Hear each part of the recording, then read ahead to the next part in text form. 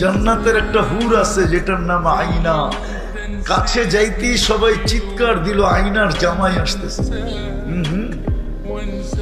তো বললাম তোমাদের ভিতরে আয়না কে? বললো আমরা কোথায়, আমরা তো এর সেবা করি, ও তো সামনে।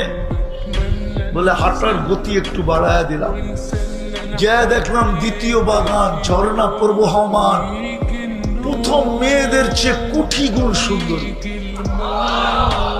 ভাবলাম এখানেই হবে।